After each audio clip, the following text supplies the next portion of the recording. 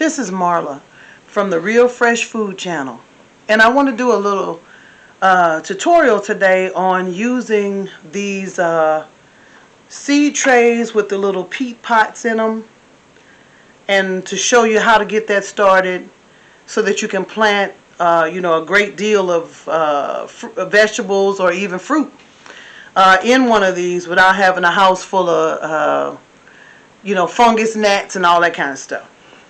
Now, I told you in previous videos that you can grow in anything. And personally, I only like to grow in stuff that's inexpensive.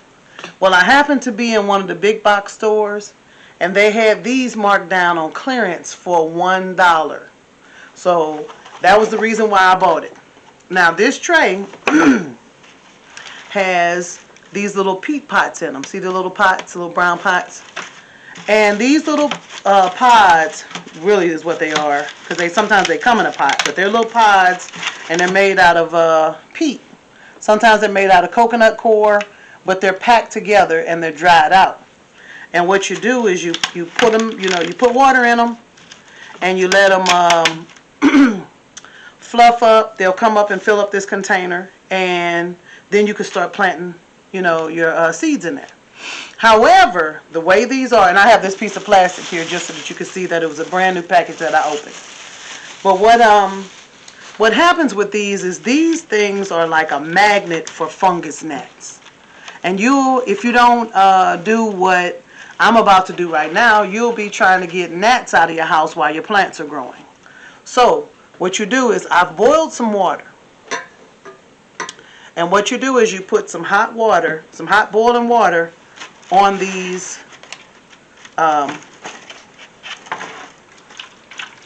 pods while it's trying to absorb the water and get started. Now, I water them from the bottom, and I'll even pour some of the hot water on the top because I want to make sure that it gets on them. Because what it'll do is, if there are some gnats, eggs inside of any of these little pods, since they're attracted to them, what it'll do is it'll kill those. And it'll keep you from getting those gnats in your house. Who wants a bunch of gnats in the house and you have to try to get rid of them and all of that? Who wants that? So, what you do is you just put that boiling water. You make sure you try not to spill it on yourself. But you put boiling water on there. And as it fills up, it's also gonna, you see how they're getting bigger already? They're swelling up already.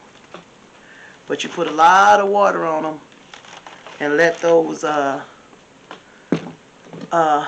peat pots get saturated with this hot water. Because trust me, you do not want gnats. It's enough trying to get your plants to grow, and then have to deal with a fungus gnat too. That's just not good. Now I'm going to have to grab just a wee bit more water. I just want you to be able to see. I'm going to grab a little bit more water so that I can completely fill it up.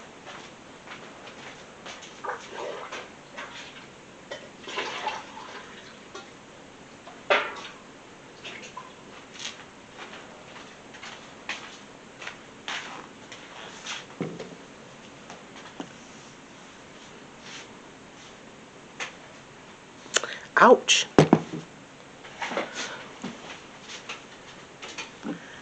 That'll let you know this water's hot, seriously. Yeah, it's got steam coming off of it for sure, trust me when I tell you.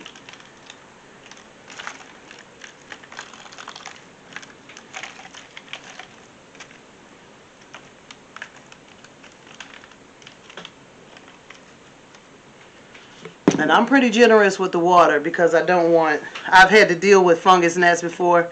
It's no fun at all. So,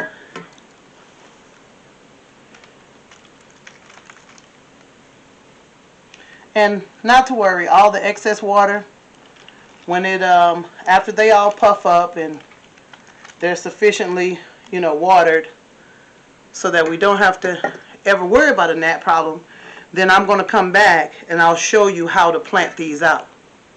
Because I think what we're going to plant today is we're going to do some cabbage starts today. And maybe a few flowers. Because flowers need a long time. And so do the cabbages that I'm going to plant. So we want to get them started now.